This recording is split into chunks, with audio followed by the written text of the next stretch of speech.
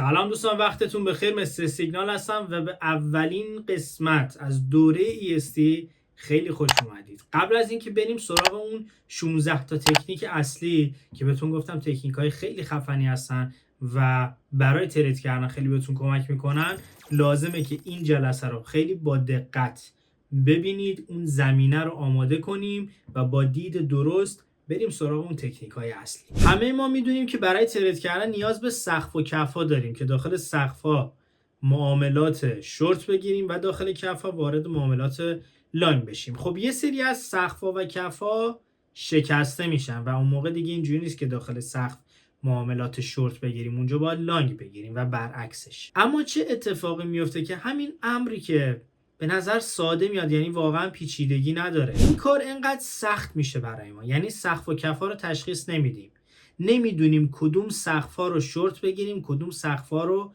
لانگ بگیریم. این جلسه بسیار بسیار کاربردیه و بهتون کمک میکنه که چطوری این سقف و کف‌ها رو بهتر تشخیص بدید و حداقل جهت بازار اون لانگ و شورتش رو بتونید تشخیص بدید. دوست دارم این جمله رو یه جا بنویسید و بذارید جلوی چشمتون. حالا میتونه پیش سیستمتون باشه، رو دیوارتون باشه، جایی که ببینیدش به عنوان یک معامله‌گر و تریدر. این جمله معروف من میتونه باشه، یه جمله میتونه باشه که تو ذهنتون بمونه همیشه. هر سقف و کفی قرار نیست جلوی قیمت رو بگیره، قرار نیست روند رو تغییر بده، اما هر سقف و کفی میتونه برای ما یک فرصت معامله باشه. همین جمله یک جمله بسیار بسیار ساده است، اما اگر راجبش فکر کنید میبینید وقتی ما وارد داستان معامله گری میشیم چقدر با همین جمله کار داریم و چقدر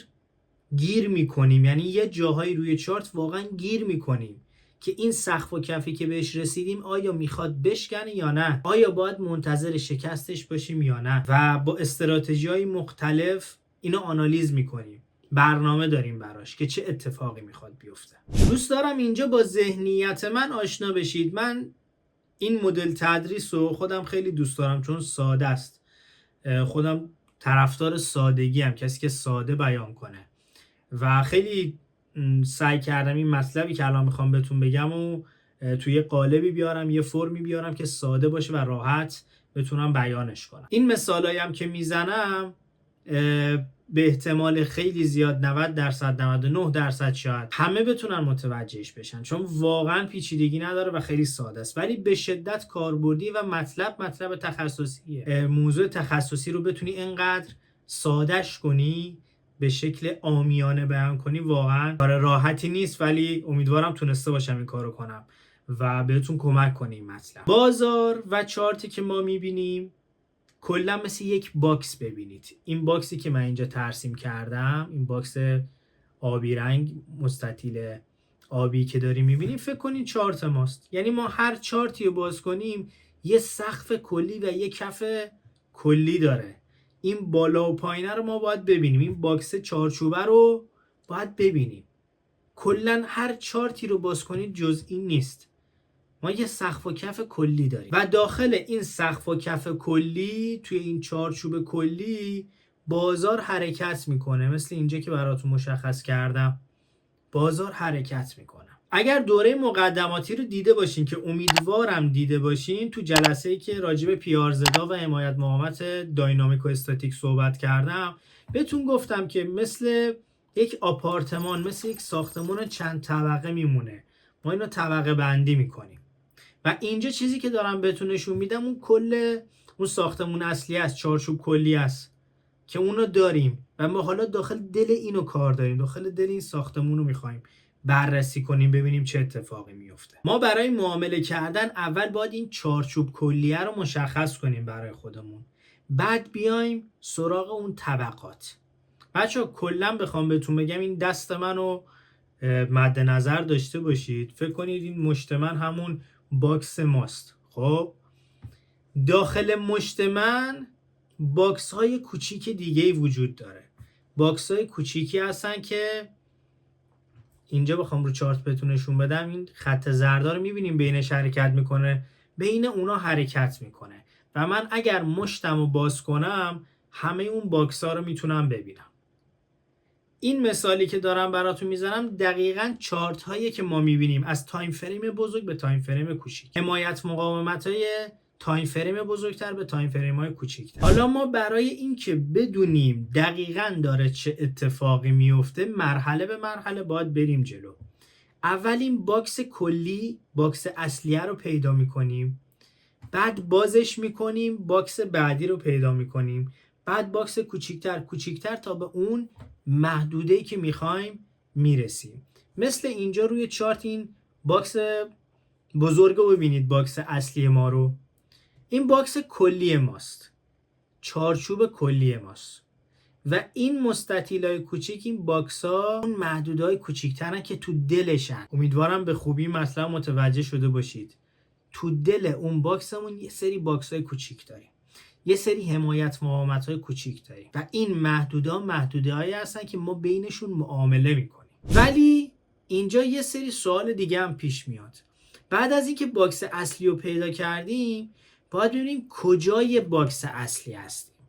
آیا تو سقفیم، تو کفیم، وسطیم، بین وسط با پایین هستیم، یعنی تو این قسمت پایینی داریم بازی میکنیم، یا برعکس تو قسمت بالایی هستیم. این سوال خیلی مهمه که ما موقعیت خودمون رو پیدا کنیم که لایو بازار الان قیمت کجای این چارچوبه، کجای این باکس داره حرکت میکنه. طبیعتا ما یک روندی داریم دیگه، یا روند صعودی یا روند نزولی یه جایی هستیم. باید تشخیص بدیم که روند این باکس الان به چه صورته. مثلا این باکس اصلی که الان داریم به این صورت داریم میبینیم، این یک روند نزولی رو داشته. پس روند باکس اصلیمون رو هم باید پیدا کنیم و خیلی مهمه که بدونیم کجای روند هستیم.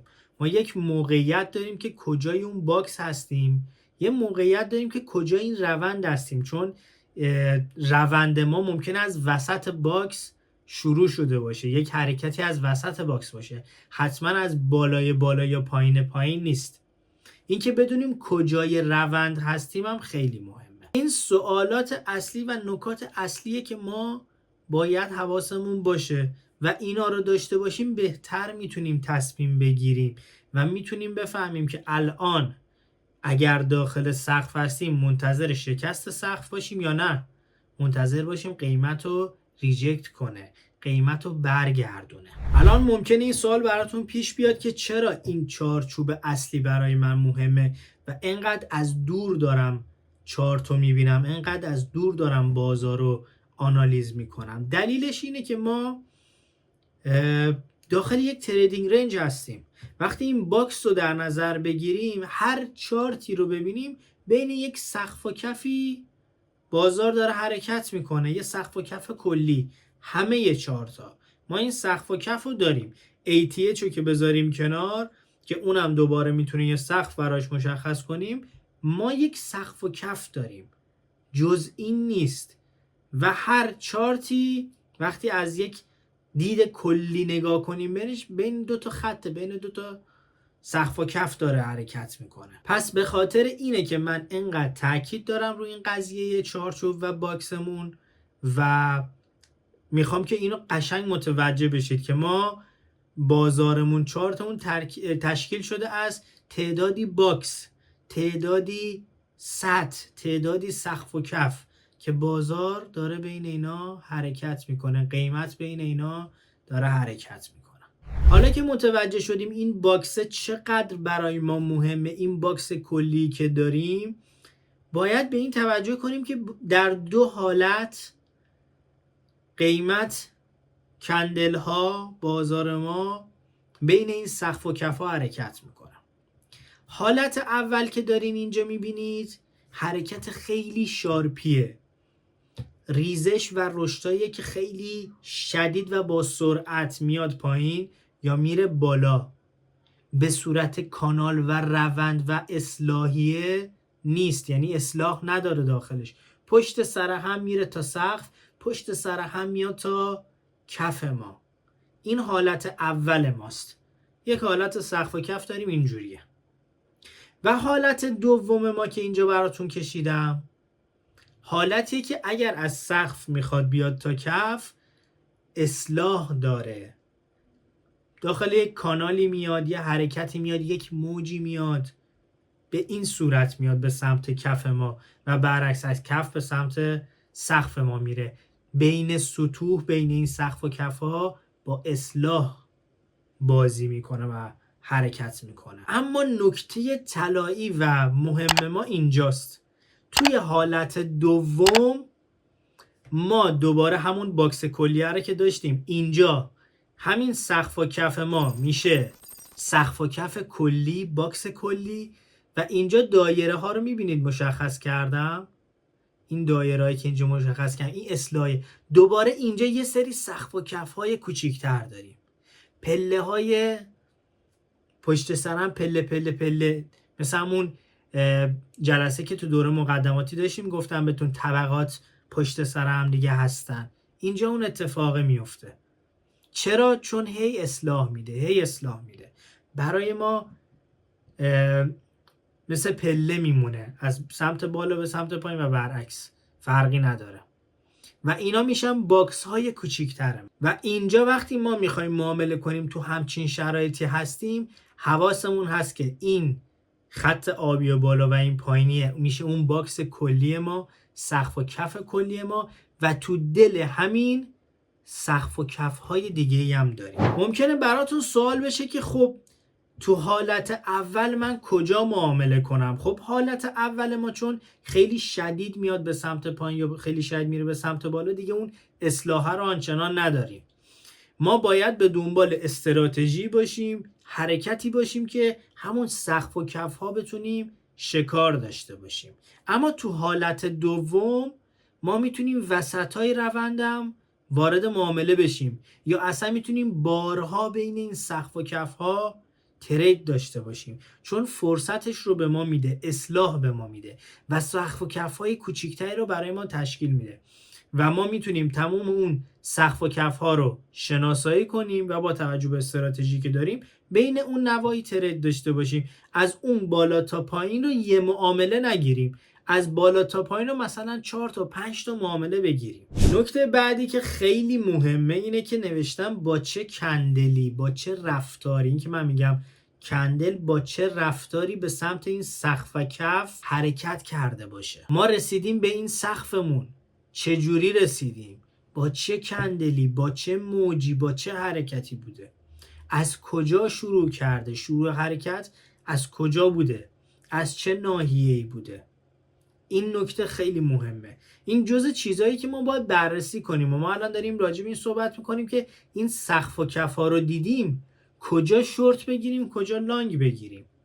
این موارده که به ما کمک میکنه کجاها وارد معامله شورت بشیم و کجا وارد معاملات لانگ بشیم. پس خیلی برای من مهمه اینجا رسیدیم به این سقف، اینی که داشته با حالت دوم می اومده و داخل یک روند بوده، با چه کندلی، با چه شرایطی خودشو به این سقف رسونده، یا داخل حالت اول بوده با چه شرایطی خودشو به سقف رسونده. اینه که به من کمک میکنه که من داخل این سقف آیا خریدار باشم یا فروشنده. این به من کمک میکنه. رفتار بازار، اون حرکت بازار رو ما باید ببینیم. خب حالا ما اینو اینجوری در نظر میگیریم که باکسمون رو پیدا کردیم، باکس اصلی رو داریم، این باکس اصلی رو داریم و پیدا کردیم، میدونیم میخوایم چیکار کنیم، این دید کلیه رو داریم. اما تو لایو بازار من اونجا رو کار ندارم، من این قسمت اینجام، من اینجا گیر کردم، من اینجا رو میخوام ترید کنم. الان اینجا تکلیفم چیه؟ بعد از اینکه ما اون باکس اصلی رو پیدا کردیم، اون چارچوب اصلی رو پیدا کردیم، حالا باید بیایم توی تایم فریم مد نظرمون، میتونه 4 ساعته باشه، 1 ساعته باشه، نیم ساعته باشه، 15 دقیقه باشه، هر تایم فریمی که داری کار میکنی داخل تایم فریم خودت محدودیت اون سقف و کف مهمترین سقف و کفی که مال اون محدوده است مشخص کنی. به عنوان مثال میخوام اینو بهتون نشون بدم و الان این باکس کلیه رو که داریم، این قسمت هم اینجایی که رسیده به سقف رو در نظر بگیرین. اینو وقتی زوم کنیم روش بریم توی تایم فریم 15 دقیقه، 5 دقیقه، 1 ساعته، ما همچین چیزی میبینیم، یا حالت 2 رو میبینیم یا حالت 1 رو میبینیم. یکی از این دوتاست و وقتی اینو پیدا کنیم دیگه میدونیم که چه رفتاری باید داشته باشیم، چون رفتار حالت 1 رو میدونیم، رفتار حالت 2 رو هم میدونیم. توی حالت 2 ما با اصلاحات فرصت داریم معامله کنیم، توی حالت اول اون اصلاحات رو ممکنه نداشته باشیم، باید تو اون کف و سقفا بگیریم. پس اینجوری شد که ما باکس اصلیمون رو پیدا میکنیم، بعد میایم تو تایم فریم مد نظرمون باکس کوچیکتر رو مشخص میکنیم، اون ناحیه‌ای که میخوایم رو مشخص میکنیم و تشخیص میدیم که حالت 1 یا حالت 2. چرا ما باید باکس بزرگتر رو ببینیم؟ به خاطر اینکه بدونیم کجای کاریم، کجای روندیم، روند اصلی رو پیدا کنیم. حالا رسیدیم به باکس کوچیکتر، باکس فرعی ما، رسیدیم به اون محدوده کوچیکتر و اصلی که تو لایو داریم ترید میکنیم. همون سوالاتی که برای باکس اصلی داشتیم و اینجا باید بپرسیم. کجای باکس هستیم؟ کجای روند هستیم؟ و روندمون چیه؟ تو همین باکس کوچیکا روندمون الان چیه؟ اینجا داره صعودی میره یا نزولی؟ آیا روندش با روند اصلی باکسمون، باکس اصلیه با اون روند اصلی بازار یکی یا مخالفه؟ اینا چیزایی که ما مد نظر قرار میدیم، آنالیز میکنیم و اینا به ما کمک میکنه. اما قسمت جذاب این داستان اینه که بین این سقف و کفا مدام داره بازار حرکت میکنه، جابجا میشه. ولی چجوری این اتفاق میفته؟ بچه حالت اول که رو چارت هم دارید میبینید، من بهتون نشون بدم. حالت اول یک حالتی، یک حالت ادامه دهنده داره، یعنی روندمون نزولی بوده میاد همونو ادامه میده. از بالا که در نظر بگیریم مثلا ریزشی بوده، بازار ریزش داشته، اومده یه استراحتی کرده، دوباره همون ادامه داده، یعنی همجهت همون ریزش ادامه داده. این یک حالته که برای ما پیش میاد و میبینید من یه باکس کشیدم، دوباره باکس داریم. اون باکس های کوچیکی که بهتون گفتم، باکس اصلی رو داریم، حالا تو دلش باکس های دیگه شکل میگیره. اومده یه استراحت کرده، ریخته در جهت همون روند که شروع کرده بوده. حالت دوم ما این شکلی نیست، میاد مثلا ریزشی بوده، مثل حالت 2 که اینجا من کشیدم براتون، میاد ریزش میکنه، باکس رو تشکیل میده، استراحت میکنه، بیس تشکیل میده، نمیدونم هر اسمی که تو ذهنتون هست بهتون یاد دادن، هر چی میخواین روش بزنید. من فهم میخوایم مفهومو بگیری چه اتفاقی داره میفته. استراحت میکنه و از اونجا ریجکت میشه، برمیگرده، دوباره برمیگرده بره تا همون سقف، روند تغییر میکنه.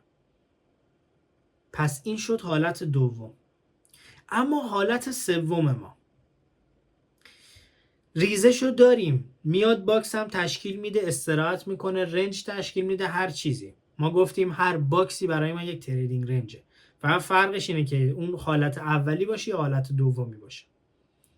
میاد تشکیل میده. حالا از این باکسمون برخلاف روندمون، یعنی مثل حالت دوم که داشت برمیگشت به سمت سقفمون، برخلاف روند خارج میشه، میره به سمت بالا، اما خودشو به این سقف ما نمیرسونه. مثلا تا نصف روند قبل میره یا 20% روند قبل میره، دوباره یک باکس تشکیل میده، یک بیس تشکیل میده، یک تریدینگ رنج تشکیل میده و برمیگرده همجهت با حرکت اول حرکت میکنه، ریزش میکنه. فرقی نداره، برای حالت سعودیش هم از، فقط الان چون مثالمون ریزشی بوده دارم میگم، و همجهت اون میاد. پس وقتی ما یک باکس کلی داریم، تو دلش باکس های دیگه داریم، بازار بین اینا حرکت میکنه و حرکت یکی از این سه تا مدله، یعنی یا ادامه دهنده همون رونده، یا روند رو ریجکت میکنه کلا برمیگرده، یا حالت سوم که میتونیم بهش بگیم شکست فیک، میتونیم بگیم گولمون زد، هر اسمی که میخواین روش بذارین. میاد برخلافش رو حرکت میکنه، یه باکس تشکیل میده، دوباره هم جهت همون حرکت اول حرکت میکنه. پس این سه تا حالت رو ما داریم و خیلی هم اتفاق میفته تو بازار. یعنی شما چارتتون رو باز کنی ببینی میبینی اینا خیلی زیاد دیدیم. نکته اساسی اینجاست که این پیارزدا رو، این سقف و کفا بیسا رو متاسفانه خیلی بد میکشن، اشتباه میکشن و همین باعث میشه این سقف و کفا رو خوب تشخیص ندن و نتونن تصمیم درست بگیرن، یا ترسیماتشون خوبه ولی این مراحلی که الان بهتون گفتم، باکس کلی، اون دوتا حالت و اینکه با چه رفتاری بازار به سمت اون سقف و کف حرکت رفته، اینا رو مد نظر قرار نمیدن. اینا خیلی مسائل مهمی، یعنی واقعا این نکته ها دونه بدونش مهمه. یکیشو بخوای بگی بی خیال اینا انجام نمیدم، خب طبیعتا نتیجه نمیگیره. و اما میرسیم به این قسمت که ما باکسمون رو، باکس اصلی رو پیدا کردیم، باکس فرعی رو هم پیدا کردیم، حالت 1 و 2 هم تشخیص دادیم. الان بین 1 و 2 و 3 که میخواد بین باکس ها حرکت کنه، این قسمتیم. نمیدونیم حالت 1 میخواد اتفاق بیفته، حالت 2 میخواد اتفاق بیفته یا حالت 3 میخواد اتفاق بیفته. این شکست باکس که میخواد اتفاق بیفته بره بین سقف و کفمون بازی کنه، مثلا فرض کنید یه سقف و کف پایین داریم، یه سقف و کف هم بالا داریم، نمیدونیم میخواد بره بین اون دوتا بازی کنه یا بین این دوتا پایینی بازی کنه. باید از کجا بدونیم که این شکست واقعی؟ مثلا اگر رو به پایین بود شکست واقعی، شکست فیک نیست. نکته خیلی مهمی که هست اینه که وقتی سقف و کف ما، مثلا همین باکسی که اینجا هست، خب وقتی شکسته شد، مثلا رو به بالا شکست، کندلی که شکسته، اول اینکه یک کندل خوب و پرقدرتی باشه، یک کندل معتبری باشه. دوم، خودش رو نگه داره، یعنی بالای اون سطح خودش رو نگه داره. این نگه داشتن خودش بالای اون سطح خیلی مهمه. اینکه سریعاً بخواد برگرده داخل باکسی که شکسته، این نشونه خطره و باید حواسمون باشه. و اینکه باکس ببینیم، یعنی این باکس هایی که کوچیک کوچیک گفتیم میتونیم ببینیم، اینو مجدد ببینیم. یعنی این باکس اصلی که شکسته شده، یه باکس کوچیکتر، یک سطح کوچیکتر بالاش ببینیم، یا از پایین شکسته پایینش یک باکس کوچیکی رو ببینیم که طبیعتا وقتی خودشو بخواد اونجا نگه داره، تثبیت بده یا هر چیزی، یک سطحی رو برای ما به وجود میاره، یک تریدینگ رنج کوچیکی رو تو تایم فریم حتی پایین‌تر برای ما شکل میده. پس 3 تا عامل مهم بهتون گفتم. 1، بعد از اینکه باکس ما شکسته شد یه باکس کوچیکتر ببینیم. 2، کندل ما، قیمت ما سریعا به داخل باکس اصلیمون بر نگرده. و 3، با چه کندلی شکسته شد، با چه رفتاری این سقف یا کف شکسته شد. اینا همش تاثیر داره و به ما کمک میکنه که بتونیم تصمیم درست بگیریم و متوجه بشیم که حالت 1، 2، 3 کدوم یکی رو داریم میبینیم، چه رفتاری باید انجام بدیم. اگر نتونه خودش رو بالای اون باکس اصلی ما تثبیت بده، نگه داره، احتمال اینکه حالت 3 ما اتفاق بیفته خیلی زیاده. برای حالت 3 ما باکس داریم، به خاطر همین گفتم نباید خیلی سریع برگرده. اگر خیلی سریع برگرده میتونی اینو برخلافش ثابت کنی، یعنی اشتباه باشه، یعنی اون سناریو که شکست اتفاق افتاده بود دیگه برای من اعتبار نداره. امیدوارم تا اینجای این ویدیو رو به خوبی متوجه شده باشید. ممکنه الان افرادی که تجربه بیشتر دارن یا حالا سبکای دیگه کار کردن و از من ایراد بگیرن، بگن این بر اساس فلان داستان یا منم فلان فلان فلان فلانه، تو چرا اینو گفتی؟ ببینید تو این جلسه و این ویدیو میخوام متوجه بشید که کلیت بازار این چارت ما چیه، که اون باکس کلیه که گفتم ما یه باکس داریم، یک تریدینگ رنج داریم، بین سقف و کف بازار بازی میکنه. اما این یک سقف و کف نیست. بین این سقف و کف که سقف و کف اصلی ماه، سقف و کف های ریز دیگه‌ای هست، باکس های کوچیکتر دیگه‌ای هست که ما بین اونا نوسانگیری میکنیم. بازار مدام بین اینا حرکت میکنه، بین اینا مدام حرکت میکنه، مدام این سقف و کف ها شکسته میشن و سقف و کف های جدیدی برای ما شکل میگیره. میخوام که داخل این جلسه اینو متوجه شده باشید که وقتی ما میایم گذشته بازار رو میبینیم، به خاطر اینکه کلیت داستان بدونیم چیه، کجاییم. اینایی که میگن گذشته بازار مهم نیست، واقعا چطور میتونه مهم نباشه براتون؟ شما باید بدونید الان داخل این کف قرار گرفتید، این حرکت قبلیش از کجا بوده، به چه صورتی اومده. وقتی اینو بدونید بهتر میتونید تصمیم بگیرید که این کف میخواد شکسته بشه یا میخواد حمایت بشه. شما وارد معامله لانگ بشید یا وارد معامله شورت بشید، خیلی بهتر میتونید اینو درک کنید، خیلی راحت تر میتونید اینو معامله کنید. وقتی درک کنیم که بازار داره چجوری کار میکنه، چجوری بین این سقف و کفا داریم حرکت میکنیم، رفتار چیه، طبیعتا راحت‌تر تحلیل میکنیم، طبیعتا راحت‌تر ترید میکنیم و استراتژیمون رو بهتر میتونیم ست کنیم. ولی وقتی من ندونم داره چه اتفاقی اینجا میفته، گیج باشم، ندونم خب الان رسیدم به کف، این کفه تکلیفش چیه؟ دیدین یه سریا میان هر کفی رو لانگ میگیرن و میگن ما که لانگ گرفتیم چرا استاپ شد پس؟ یا چرا تو فلان سقف من شورت گرفتم استاپ خوردم بازار بازم رفت بالا؟ ما باید بدونیم داره چه اتفاقی میفته.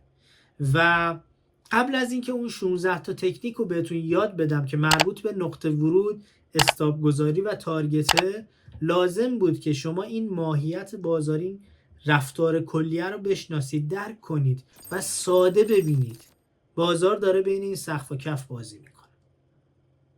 سالیان سال همین بوده و همین هم هست و خواهد بود. فقط تکنیک های مختلف اومده که بعضیاش جنبه حالا مارکتینگ داره، جنبه دوره فروشی و اینجور داستانا داره، بعضیاش هم واقعا مطالبیه که به ما بیشتر کمک میکنه و زودتر میتونیم نتیجه بگیریم، وین ریت بهتر به ما میده، ریوارد بهتر به ما میده. واقعا بعضی از مطالب جدید به ما کمک میکنن، ولی کلیت داستان رو بخوایم نگاه کنیم یه چیزه، کل داستان یه چیزه، سبکای مختلف، همه ما به یک چیز میرسیم، سقف کف. چرا من دارم روی این اصرار میکنم؟ شما هر سبک معاملاتی رو بیارین، ته داستان ما با سقف و کف ها کار داریم، حمایت مقاومت رو کار داریم، روند بازار رو کار داریم. باید بدونیم بازار ریزشیه یا میخواد به سمت بالا بره. پس نمیتونیم بی توجه باشیم به این موارد. این ستون اصلی، پایه اصلی ماست. ما چه زمانی میتونیم راحت تر معامله کنیم؟ زمانی که بدونیم چه اتفاقی داره میفته و برای این اتفاق برنامه داشته باشیم. برنامه ما میشه اون استراتژی که من استراتژی رو توی دوره اختصاصی بهتون اصلا طراحی استراتژی و استراتژی خودم بهتون آموزش میدم، یک اصلا برنامه مجزا، خیالتون راحت. و زمانی که ما مدیریت سرمایه رو به خوبی رعایت کنیم، خیلی راحت تر ترید میکنیم، خیلی راحت تر ترید میکنیم. و مباحث روانشناسی که اینا رو من تو بخشای متفاوت براتون مطالبش رو آماده میکنم. اما الان این جلسه انتظار دارم که کاملا متوجه شده باشید که این بازار چجوری داره کار میکنه و ما باید چه رفتاری داشته باشیم، سقف و کف ها رو چطوری باید پیدا کنیم. چون شما اگر متوجه نشید که سقف و کف ها رو چجوری پیدا کنید، روند بازار رو چجوری پیدا کنید، اینی که براتون مثال زدم، بهتون گفتم میایم باکس بزرگتر رو اول پیدا میکنیم، روندش رو پیدا میکنیم، بعد میریم باکس کوچیکتر رو مشخص میکنیم، روندش رو پیدا میکنیم، میبینیم به حالت اول داره حرکت میکنه یا حالت دوم. این موارد رو شما باید ببینید. اگر اینا رو پیدا نکنید طبیعتاً در ادامه مسیر هم مطالب رو نمیتونید متوجه بشید، طبیعتاً نمیتونید نتیجه خوبی بگیرید، چون کاری که من دارم میکنم پایه و اساسش ایناست، این مطالب ایناست که به شما کمک میکنه و من دارم با اینا ترید میکنم. اگر من این سقف و کفا رو نداشته باشم، من اگر این باکس اصلی رو نداشته باشم، من اگر این شکلی روند رو پیدا نکنم نمیتونم نتیجه بگیرم. من اینجوری بلدم، من اینجوری ترید کردم، من اینجوری نتیجه گرفتم. نمیتونم کسی رو مجبور کنم ولی میتونم این اطلاعات رو در اختیارتون قرار بدم. دوستانی که با من همراه هستن اگر چیزایی که میگم رو اجرا کنن نتیجهش رو میبینن طبیعتاً. چون هدف من از به اشتراک گذاشتن این مطالب اینه که شما هم در کنار من بتونید نتیجه بگیرید و میدونم که این روش یکی از ساده ترین روش های معامله گریه و بسیار بسیار کاربردیه، به شما کمک میکنه. در ادامه مسیر متوجه میشید که چقدر سبک ترید من ساده است و با اون 16 تا تکنیکی که بهتون میگم چه کارهای واقعا عجیب غریبی میشه انجام داد و وقتی اونا رو اضافه کنید به استراتژی‌های خودتون، به تجربیات خودتون، اصلا فوق‌العاده میشه، خیلی خیلی نتیجه بهتری میگیره. الان میخوام روی این چارت EGLD یه مثال براتون بزنم که این سقف و کفی که گفتم مشخص میکنم به چه صورته. ما اگر بخوایم اون سقف و کف کلیه رو برای خودمون مشخص کنیم، این بالا رو ببینید مثلا اینجا میشه. خب اونجا رو من الان دیگه چشمی میبینم که اونجا رو من الان کار باش ندارم. مهمترین سقف و کف روزانه، گفتم روزانه و هفتگی میتونیم در نظر بگیریم.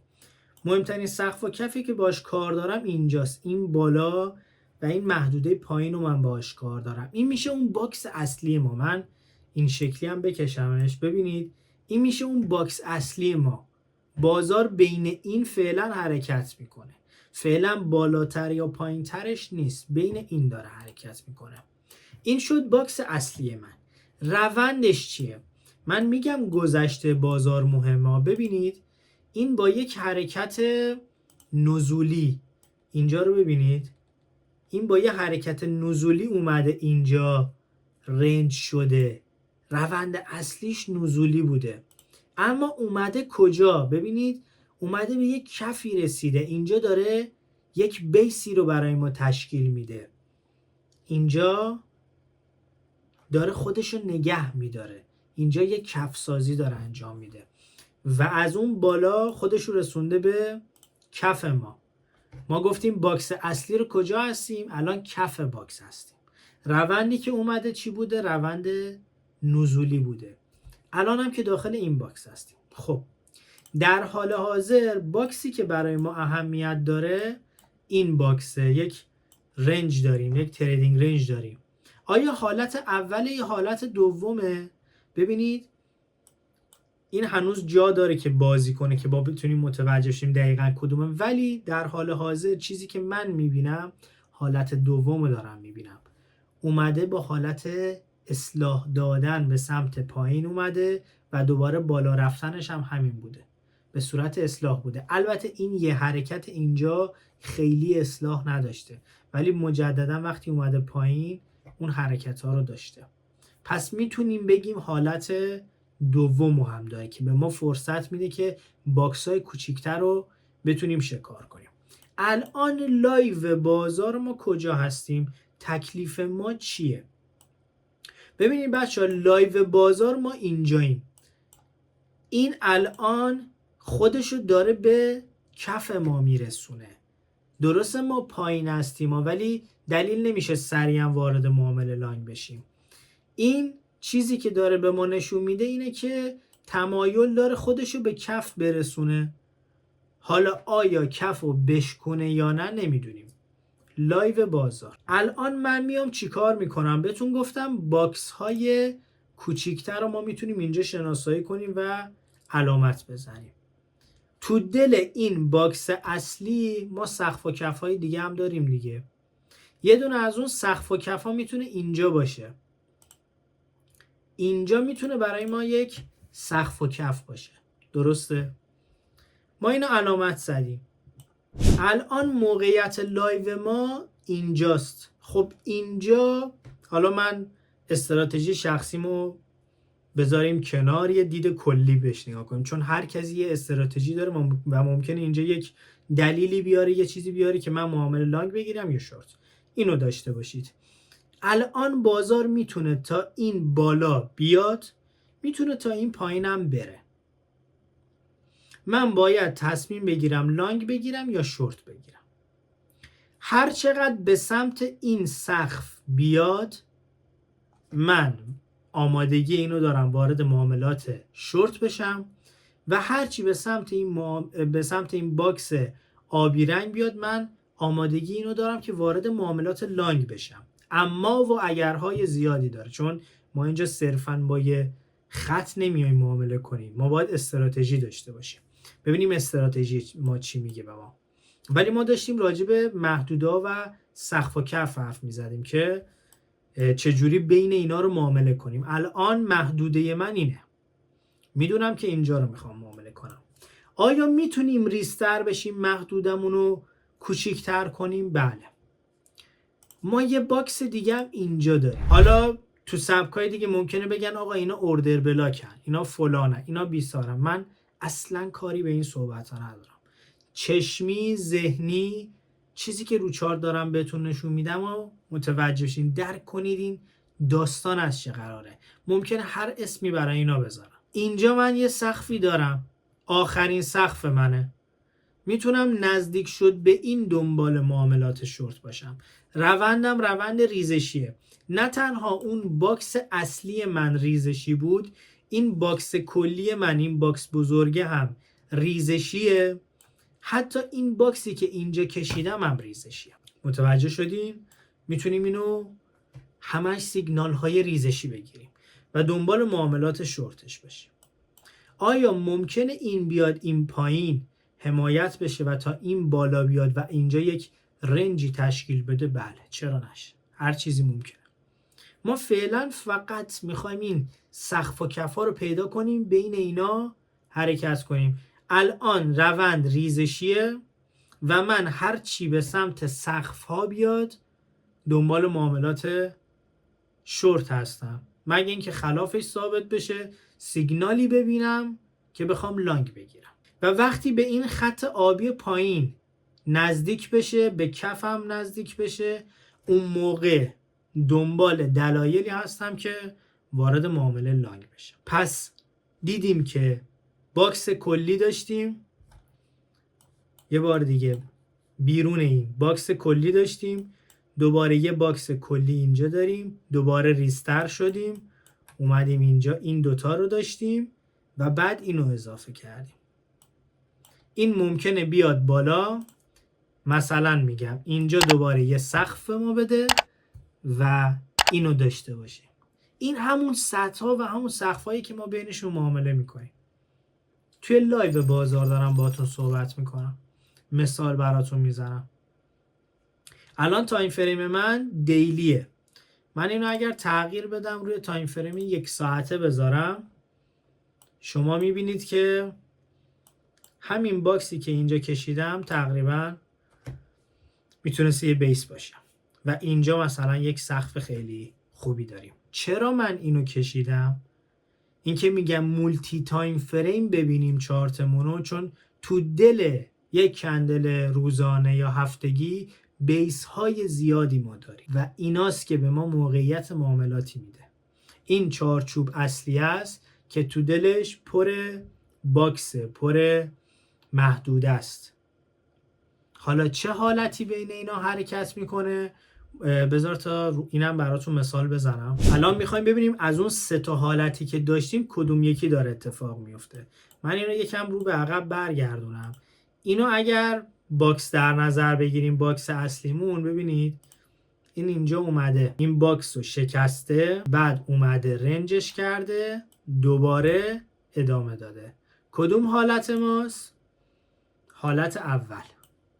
این حالت شماره یکی که اینجا داشتیم. این حالت شماره یک ماست که بهتون گفتم ادامه دهنده. اینجا هم دقیقا ادامه دهنده بوده. اومده شکسته، یه باکس تشکیل داد، دوباره ریخته. حالا دوباره همونو داره ادامه میده. یک بیسی اگر اینجا داشته، شکست اتفاق افتاده، اینجا اون رنج رو تشکیل داره و ادامهش داده. دقیقا همون حالت اول ماست. پس مثال روی لایو بازارم الان بهتون نشون دادم. باکس کلی رو مشخص کردیم، رفتیم روندش رو پیدا کردیم، بعد رفتیم باکس کوچیکتر تا داخل اون تایم فریم مد نظرمون، اون محدوده‌ای که می‌خواستیم لایو رو بررسی کردیم. تصمیم بگیریم لانگ بگیریم یا شورت بگیریم، کجا هستیم. دیدین که بهتون گفتم خیلی مهمه که ما الان کجاییم.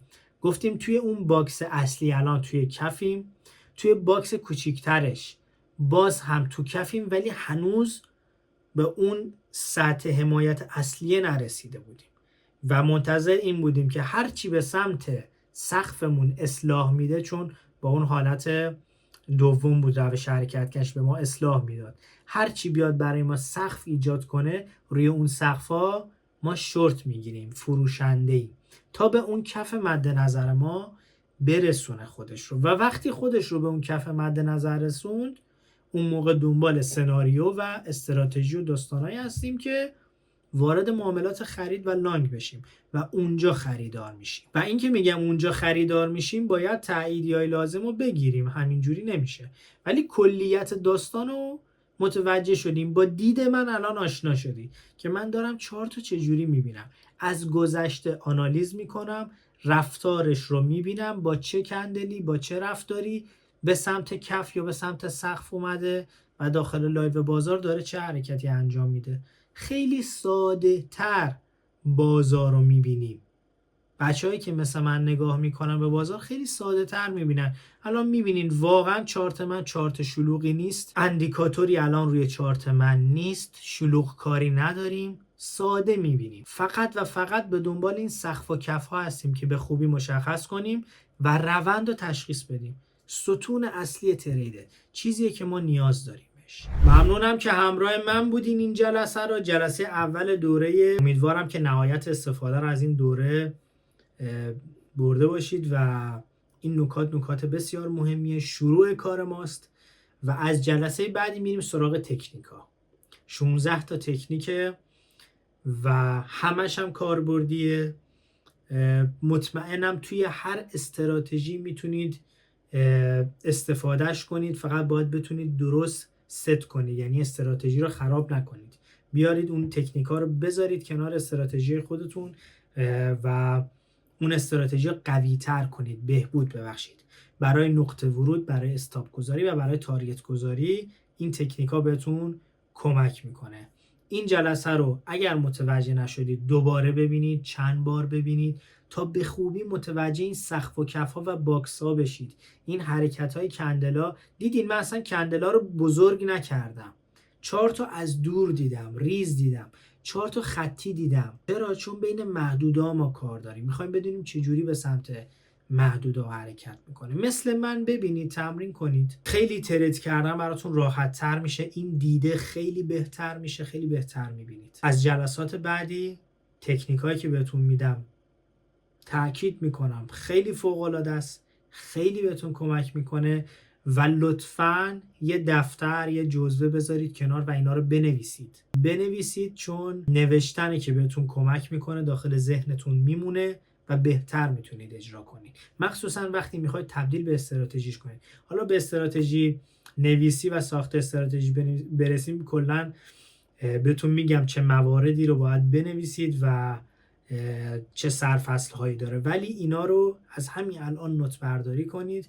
که اونجا هم به دردتون میخوره. اگر که این ویدیو رو تا انتها با دقت دیدین، حتما برای من کامنت بذارین، لایک کنید و حمایت فراموشتون نشه، چون دوست دارم این دوره رو تعداد زیادی ببینن و از این نکات استفاده کنن. این تجربیات چند سال معامله‌گری منه و چیزایی که من خودم نتیجه گرفتم. اگر نتیجه نگرفته بودم و مطالب قرار کپی باشه، هیچ موقع بهتون ارائه نمیدادم. چون شما تا دلتون بخواد داخل اینترنت و جای مختلف مطالب کپی زیاده، ولی اینا دونه به دونش تجربیات شخصی منه. امیدوارم نهایت استفاده رو کنید. به زودی قسمت بعدی آپلود میشه.